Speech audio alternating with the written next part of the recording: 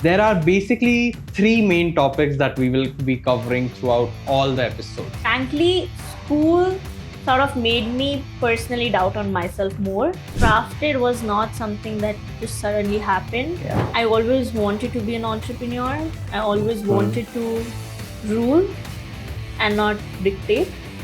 I'm a 22 years. I have graduated from my UG. I have done my 1 year as an intern or as a junior employee somewhere, and I want to now switch to entrepreneurship. What are the main areas that I need to plan around to make this transition as smooth as can be? See,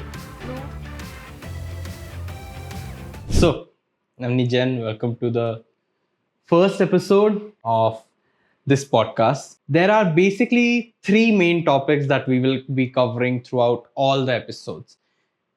It's about entrepreneurship, design, and creativity, majorly in the ad space and in the media field itself.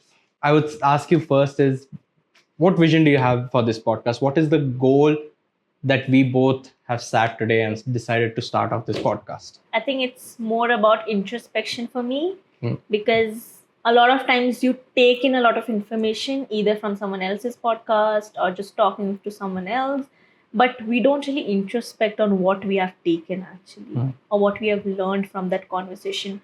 We went to that meetup. I don't think so. We even sat together and discussed what we learned, right? So when we do these kind of podcasts, it gives us a medium to discuss more, to explore more, to learn more. And it's not just a learning for the viewer, it's also learning within us.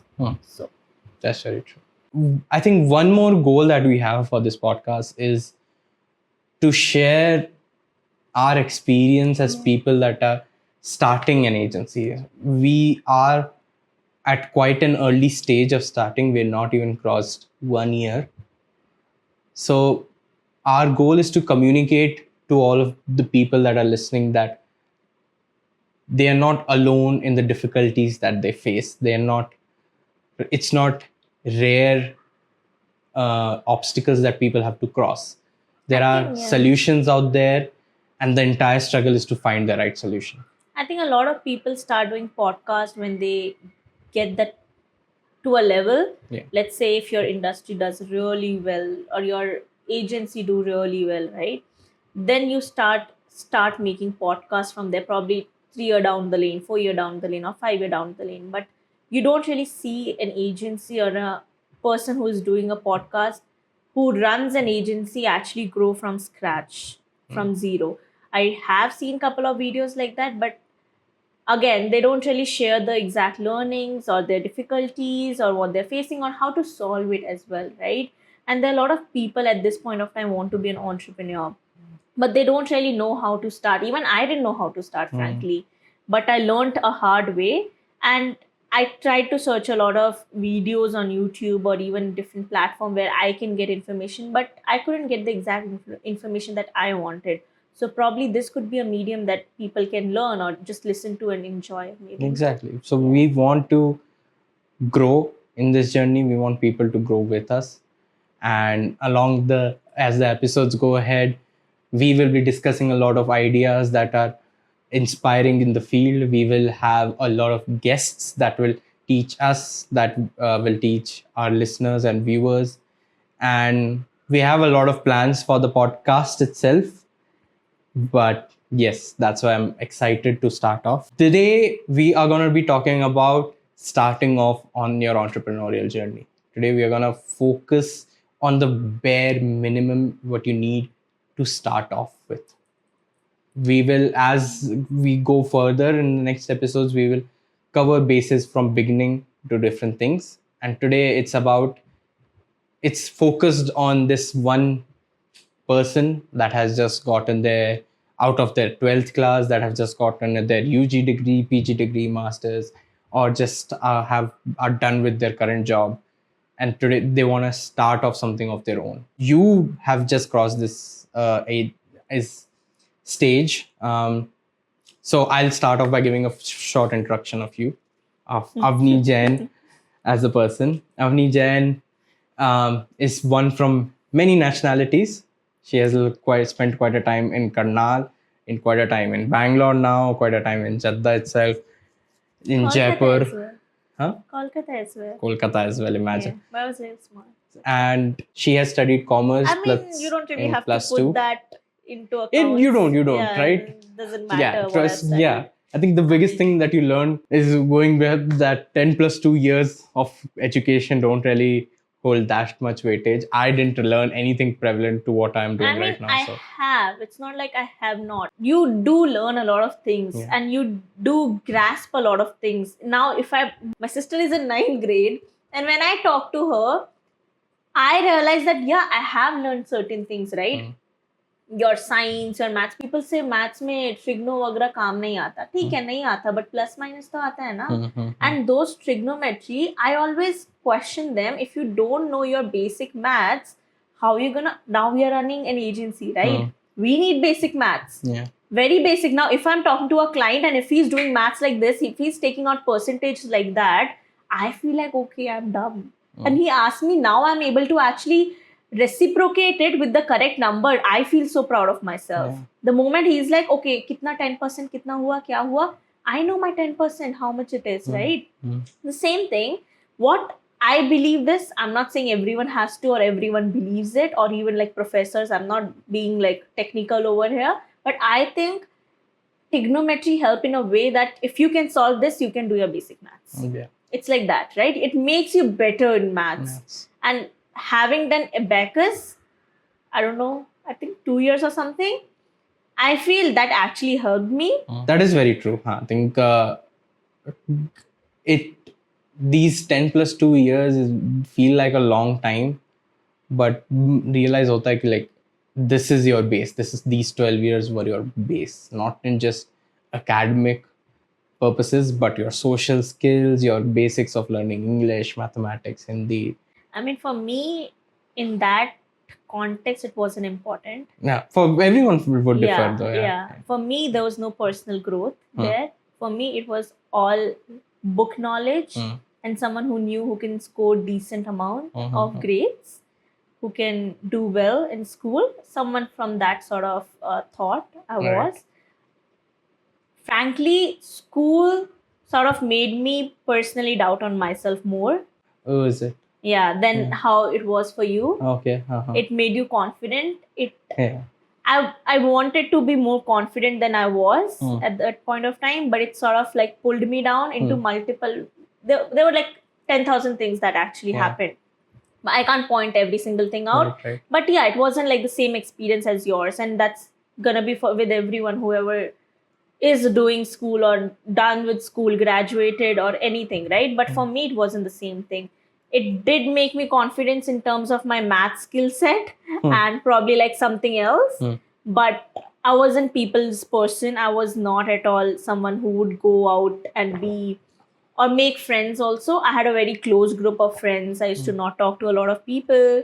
I was not at all confident. I used to hide when teacher would ask any question like nahi mujhe nahi khada hona types. So after those years, after those troublesome years, Avni Jain opted for public space design in Shishti, which is a very famous design college in Bangalore. And if you're someone who's remotely interested in design, you would know of Shishti. So those were 4 years. That's where I'd say a lot of personal growth happened. Then Avni Jain then shifted to, did some time in an architectural firm, did her internship in an architectural firm, but things led her to picking a social media strategist role in a marketing agency, in a marketing startup, very small at the time. Avni Jain grew that startup, ran for 3 years, and Avni Jain also was there for 2.5.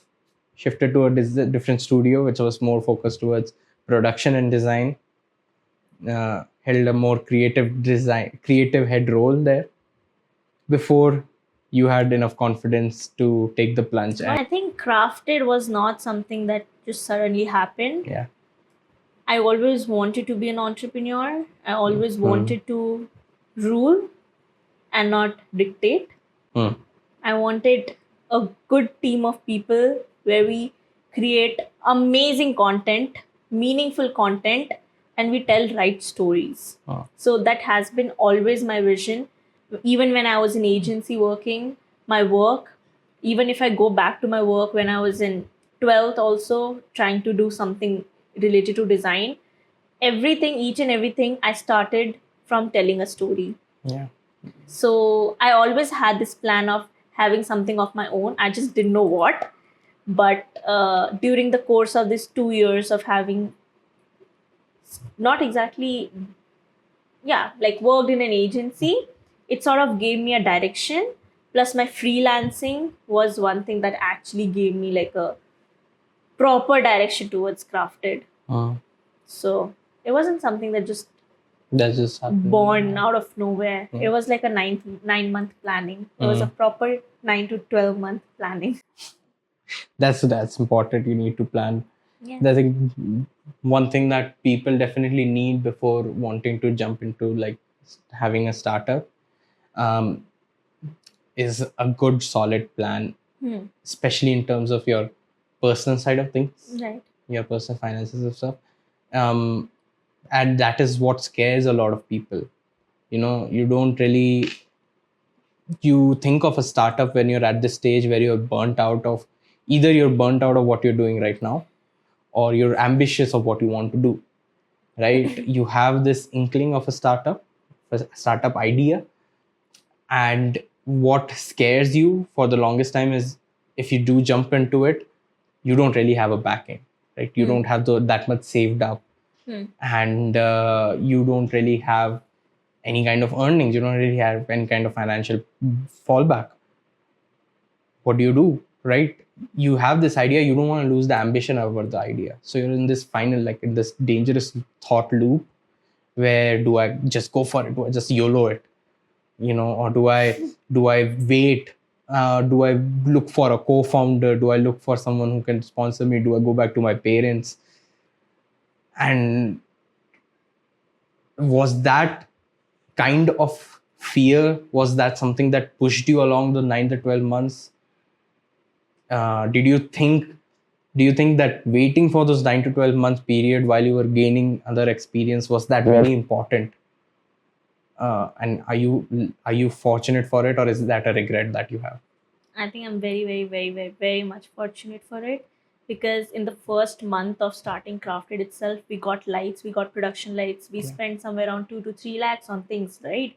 And I couldn't have done it if I hadn't planned for those 9 to 12 months, and still I had cash flow going normally. It wasn't like something that I was stretching onto or taking financial burdens over me, right? So what I had planned was, so I was doing freelancing, right? So I didn't spend a single penny of freelancing on me. I was also working on the side. I worked, I spent whatever amount or salary I was getting from that freelancing I did. I saved up that money. I had good chunk of money to start a firm. After 9 to 12 months, I started with the same amount of money. And starting a business firm does not really need too much of investment, frankly, right? Like, unless D2C business or anything. So didn't have much investment there. So whatever cost I had to put together to start a business, like some basic cost, registering your firm and stuff like that, yeah, that was there, and that could have been dealt with my savings. And I did not take it from my parents, or there was no co-founder or anything like that. So that planning had to be done before, and someone who loves planning and being organized, that was a fortunate decision for myself. And because if I don't have plan, I'll go haphazard. I don't like it. I just go mad. Plus, I obviously had a huge backing from my parents. Anything I need, the push, the motivation, everything I had from my parents. Even if I was low on money, they would obviously support me, right? But my own conditions to start a startup was to start it on my own money and not take it from my parents. And that was just a thing that I, like an oath I took from while starting the startup, right? And till date, whatever equipments we have, whatever it is, it's all either my freelancing money that had saved up or crafted money, right? So I feel it really depends on the kind of direction you're going ahead with. For a social media marketing agency, you don't really need production team or productions equipments and stuff. So you can start with a very bare minimum amount. But also because when you're starting your own startup, you cannot really go and work with someone else or under some agency unless and until you have a good bond and be like, okay, fine, it's fine. You're starting your own startup, you work with me also. That's a completely different thing.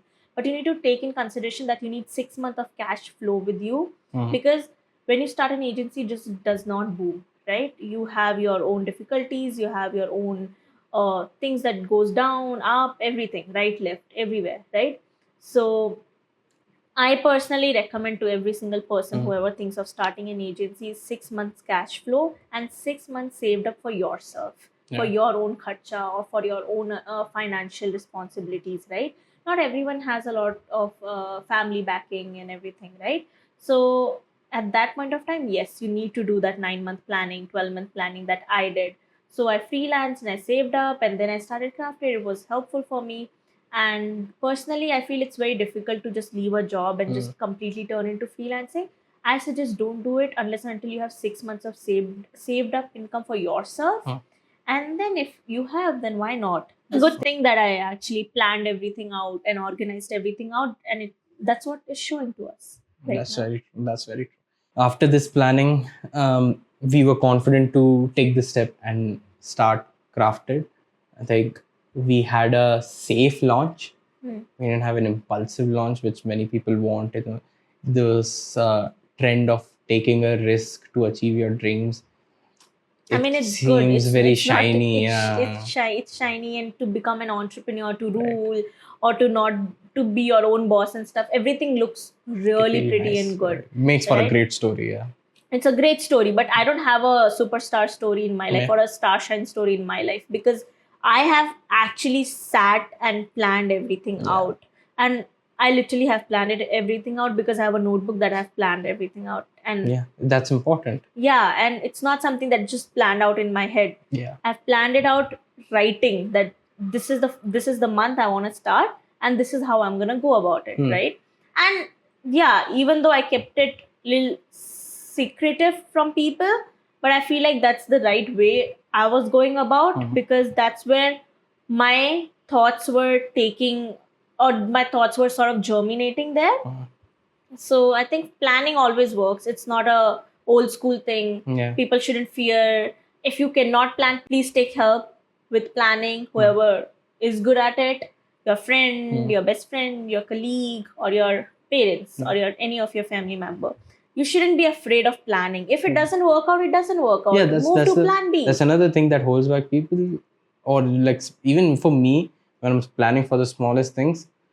What holds me back from planning is like, what if things go wrong? Then I, as it is, have to improvise. No, you don't. But what if things go right? If the proper planning is not just having a plan A, but like plan C, C. D, E, F. Like you need to plan the smallest things, and you take your time to plan. Right? Things always opportunities seem short term. But nothing is so short term that you can't sit for 2 hours and just plan for it. This is one of the biggest learnings that I've also learned in this journey. Like when I was a freelancer working with teams, there was like a project manager who would take over the planning. All I had to do was wake up early in the morning and show up for the shoot.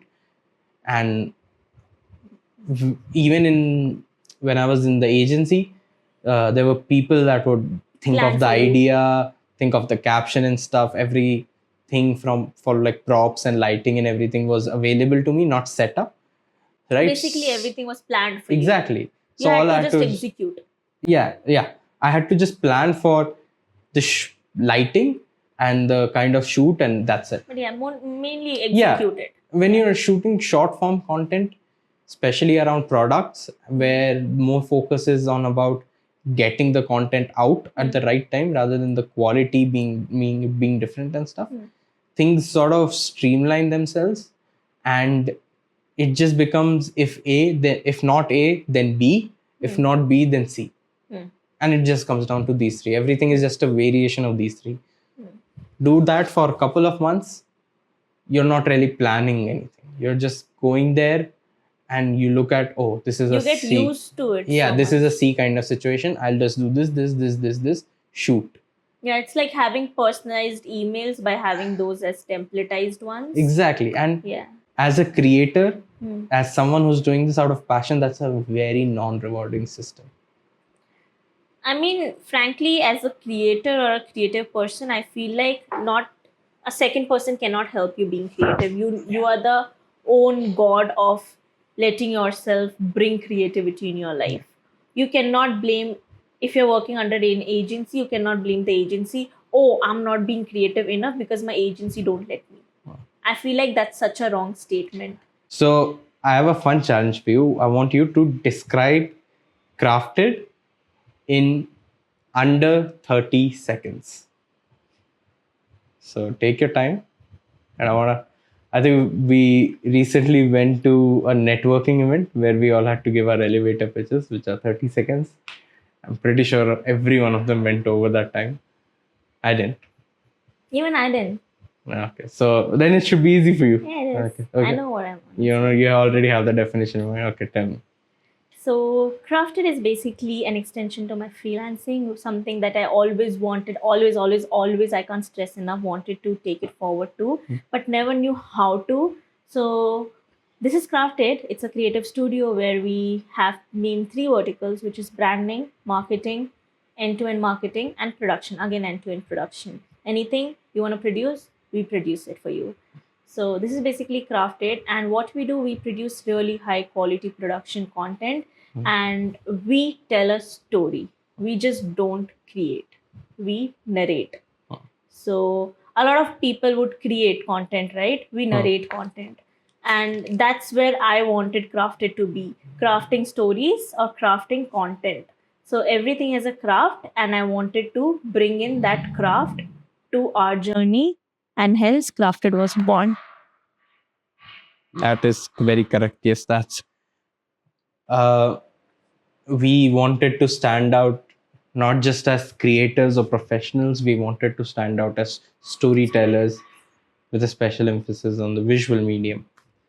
And in our journey, having worked with so many brands, I think we have been able to bring out their core story out to the people. We have this belief that people don't relate to products or services, people relate to brands and personalities. Having been able to bring so many people's stories and narratives out there, it's been a component that pushes us to strive to do better every day.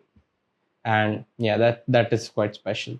So yeah, I think for me also the vision for Crafted doesn't deviate a lot from that. But as you mentioned, that Crafted has been something that you wanted to start for a long time. Not just Crafted, but Yeah, a anything. creative studio, Yeah. a studio that stands out from the crowd. It's not even about creative studio. Frankly, I just wanted to start something of my own where I had the voice to narrate whatever I can. I don't have to narrate other people's story, or I don't have to narrate someone who are subordinates, or someone who is above me sort of stories. I wanted to narrate the story that I want to narrate and the way I want to narrate. And that is something that I wanted to bring in. But before that, I had to do a lot of work on myself. I had to work on myself to narrate those stories, right? Because everything needs refinement. Even a diamond, right? It needs to be refined to be sold to people. It's the same thing. I had to refine my skills. I had to find my skills, what I can start, and how do I do it.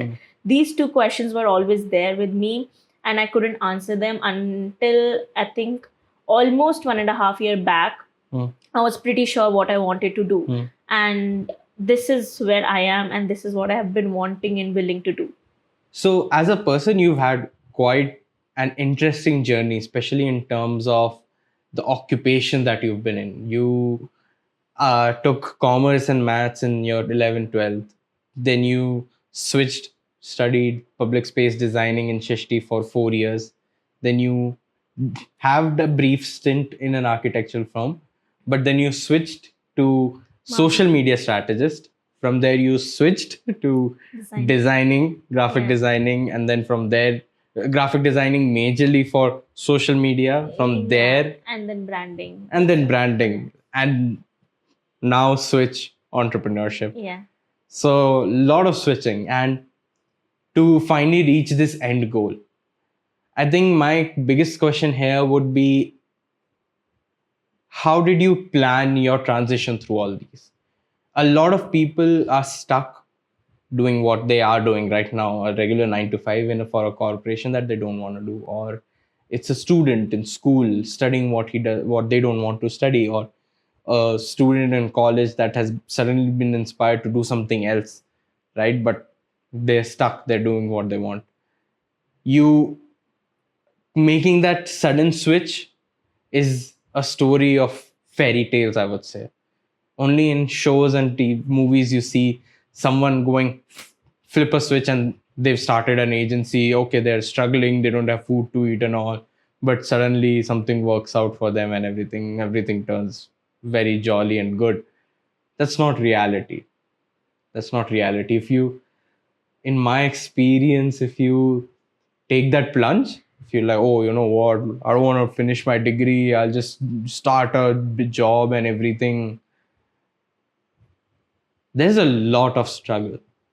There's a lot of struggle which, as I have learned, with proper planning, does not have to be.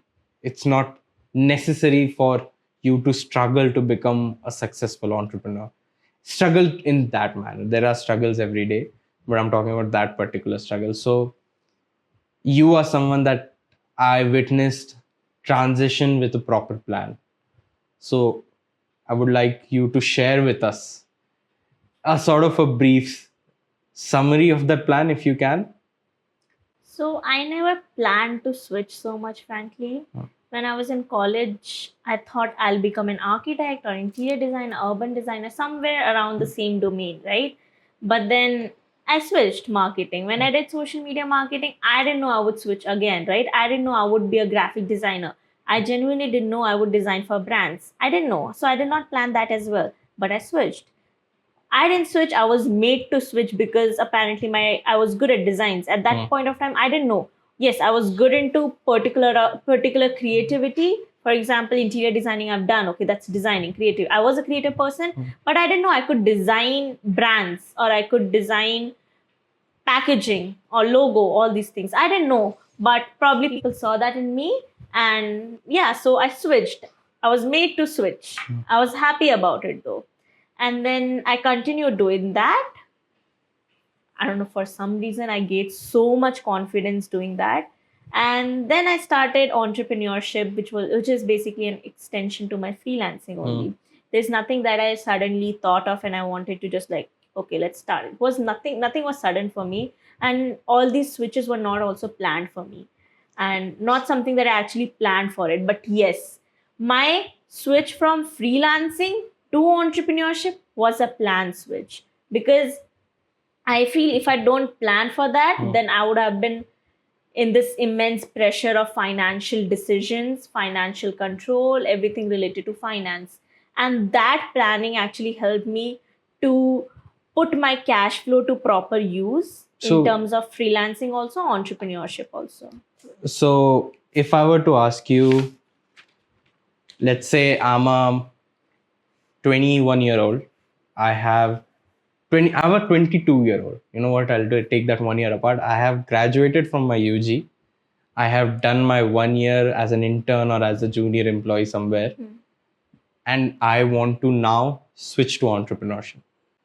So what are the main areas that I need to plan around to make this transition as smooth as can be? See, no one is too old to be an entrepreneur, frankly, and no one is too young to be an entrepreneur. You're not the right fit for entrepreneur if you have never worked under someone or under an agency or a studio. That's something I feel. That's my opinion, because I have been through it and I've seen people who hasn't worked somewhere, how they struggle as well, right? So I frankly believe if you are 22 year old and you just graduated, at least work 1 or 1.5 year agency. I wouldn't suggest MNC kind of jobs. I would suggest like a startup where you get to hands-on do every single thing. For example, you're a video editor, you're a production, you're a person who heads production, right? So for you to understand basic thing, you need to get your hands dirty, right? You need to design also for a startup. You need to handle their social media also. You need to work on video edits also. That's where you get your hands dirty. That's where you understand what you're good at. That's where I also got my hands dirty. I was an architectural intern. I was an interior design intern.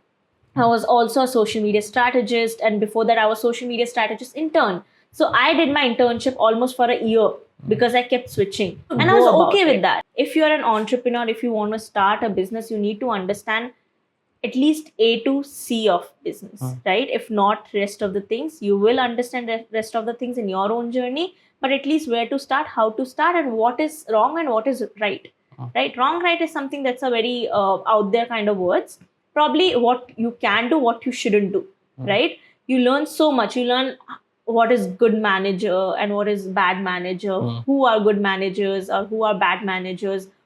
People have debate right now on LinkedIn, right? Bad managers and good managers. But what about it? If you haven't experienced that, you would be worst manager. You'll be the best manager. Who knows? But why would you want to take a risk as a bad manager and destroy your own company? You cannot grow. Even if your work is amazing, you're producing the best quality of work in the entire world, or you have the cost that suits the client, you have numerous clients. If you don't keep your team happy, you're not going anywhere. You cannot. Right? And you are not the one who is producing work for the clients. You're not the one who is producing the work. Your team is the one who is producing the work, right? So you need to keep your team content and happy. But that's after entrepreneurship has started. No, this is something that you need to learn beforehand. Right. If you don't know this, how can you you even call yourself entrepreneur if you don't know how to keep your team happy? Entrepreneurs, you cannot just you cannot just be one single person in the team, right? So teamwork, team coordination, like working with other people. So important, yeah. And I think just coexisting with people. Exactly. I think that is how to talk to learn. them, how to get the work done is also a skill set that people pick up way later after they have gone through right? But you should be able to pick it up while you are working under someone. That's the reason you're working under someone while you have a intention of becoming an entrepreneur, raising your own child, which is an agency or studio, whatever you want to, right? So all these small bits and pieces actually comes from the learning that you learn while you are under someone, especially in a startup, because that's where you put in hands in every segment. Right? If you're an MNC or a bigger company than this, you'll get a role. You'll be limited to that. Probably you'll be limited to the kind of people you work with. That's all. Right? I'm not against it. I never thought of working in that sort of situation. I always wanted to work in a startup. And I'm not very sure how it could benefit you a lot than startup, because I haven't experienced that. So I don't know. I'm not sure. Probably we might know later from someone else, and try to grow in that startup.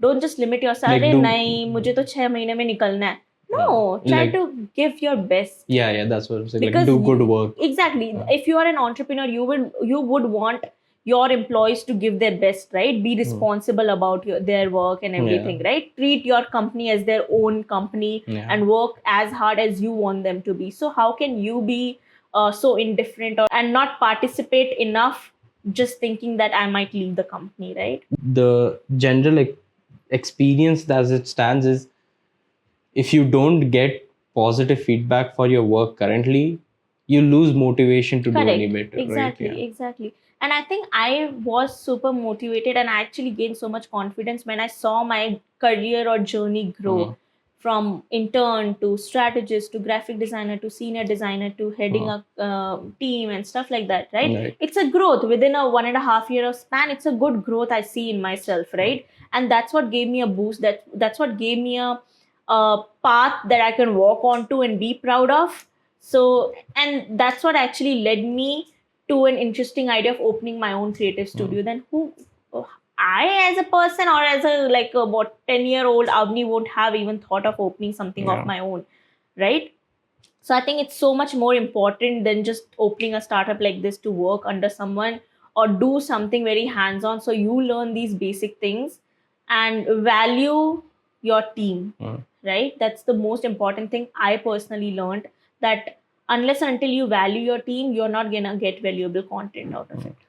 You said age doesn't matter. It's never too late or never too soon to start a startup.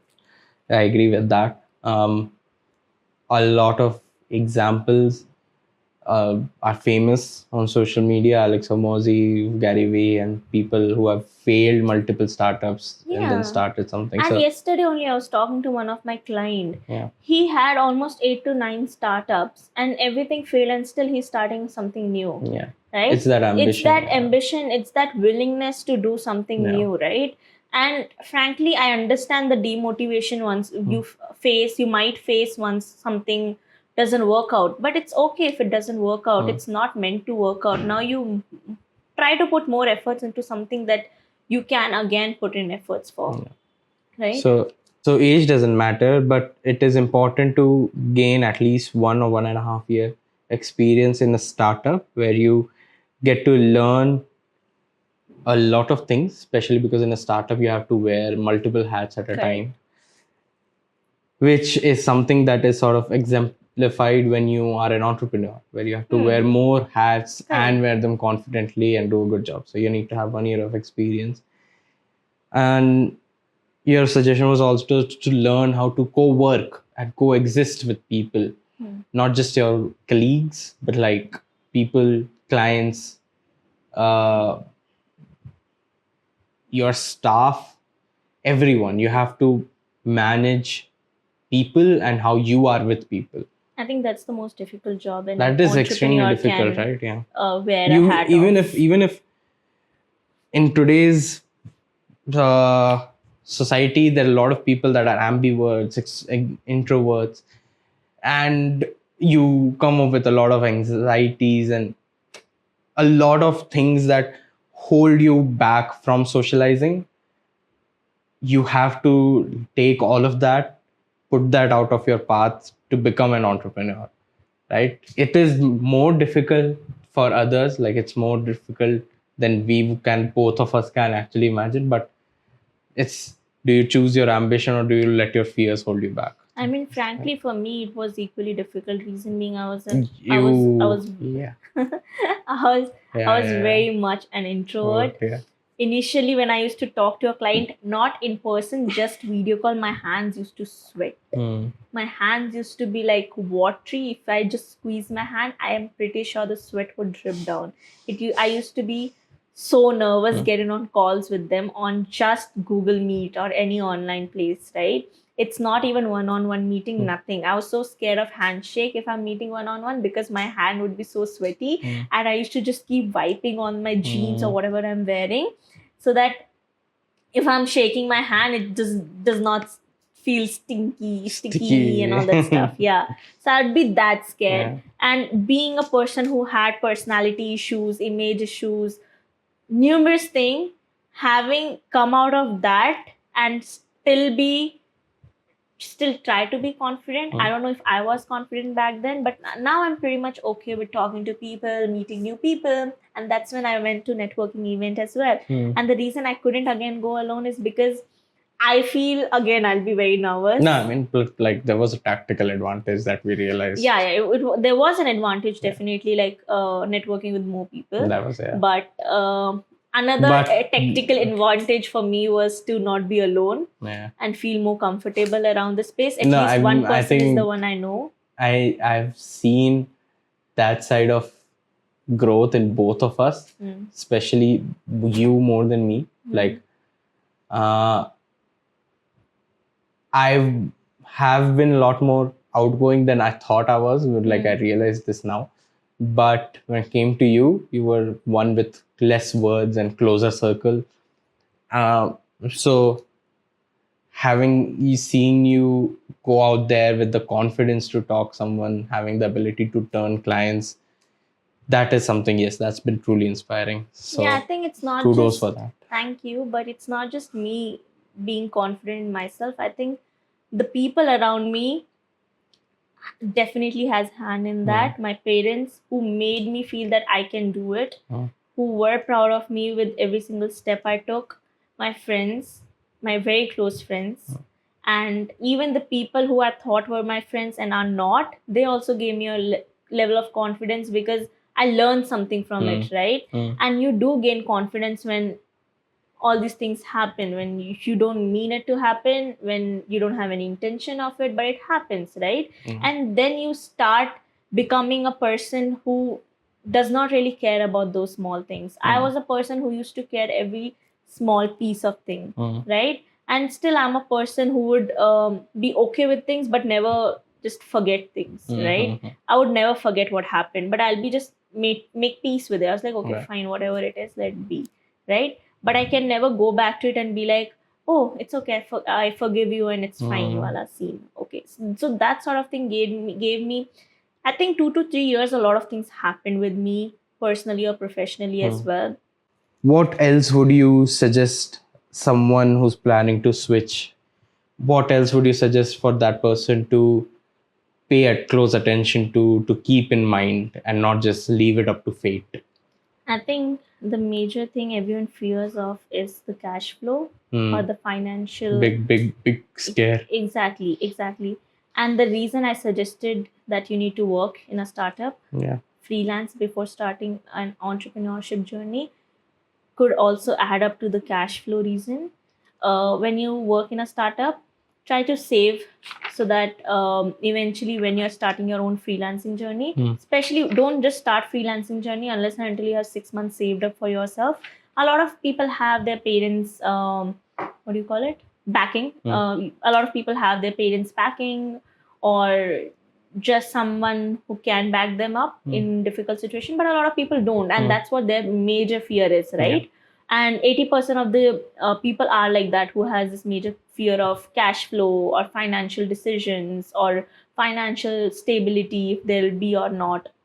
So I feel this process that I followed made me personally a self-dependent being who had enough cash flow to survive for nearly 1.5 years, who had enough cash flow to start a business or an agency. So I would suggest start freelancing or just completely jump into freelancing from your 9 to 5 job once you have approximately 4 to 6 months of saved up income.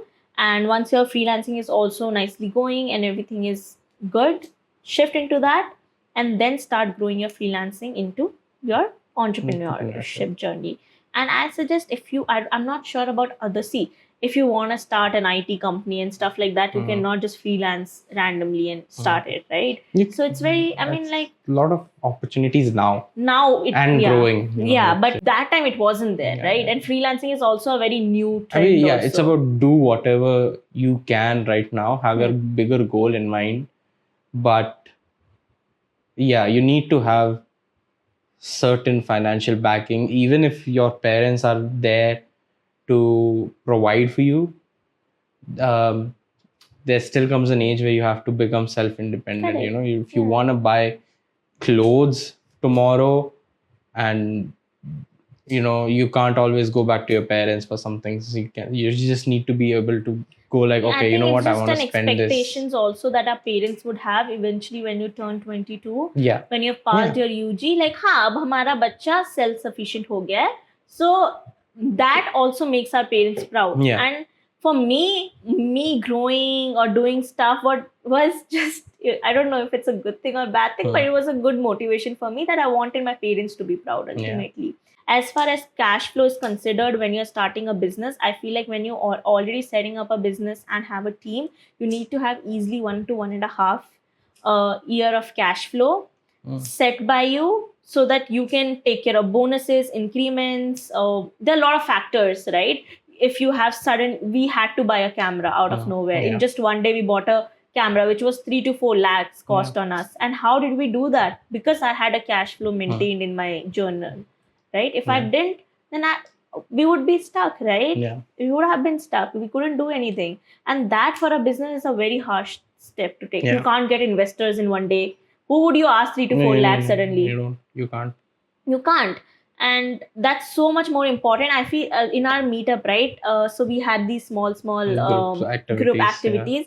One of my group mate, he said, so we were talking about this cash flow only. He's like, अच्छा अगर saved up नहीं है, खत्म हो जाता है, investors भी नहीं मिल रहे, तो छोड़ दो company. But you can't do that. I mean, you have grown a company from 0 to 20. How can you leave it like that? And that's where a lot of people get into mental stress, depression, and all these things.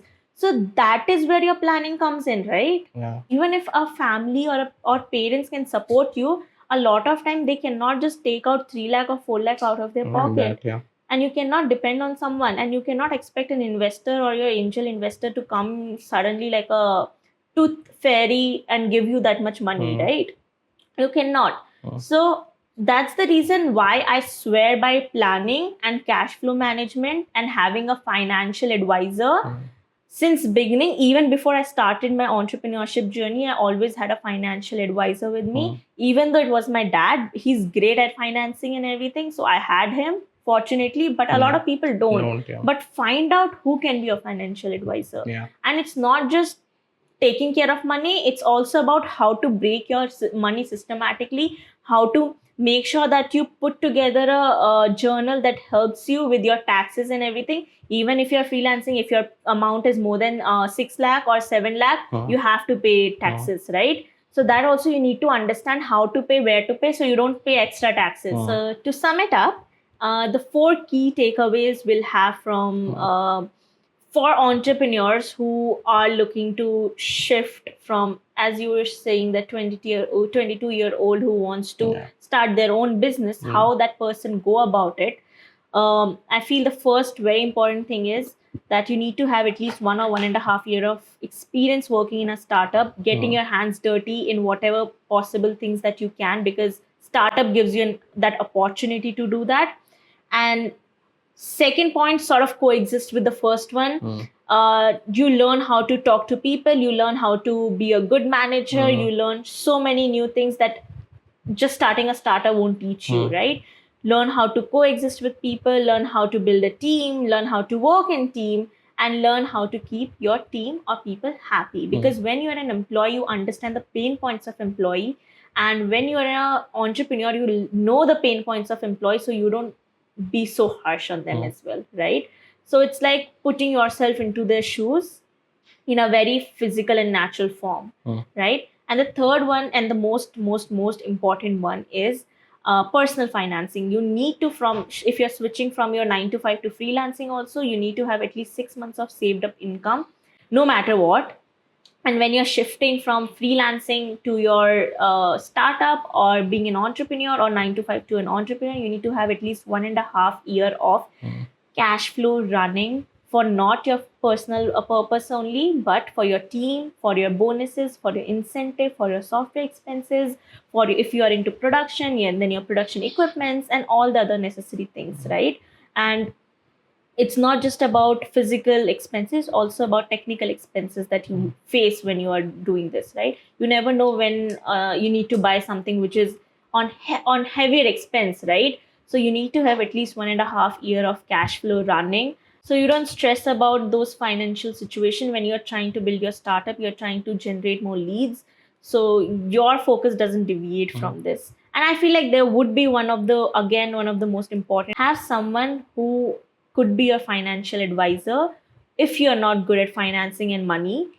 If that's so, I feel like you need to have someone who can tell you better about taxes, about how to manage your cash flow, how to go about everything.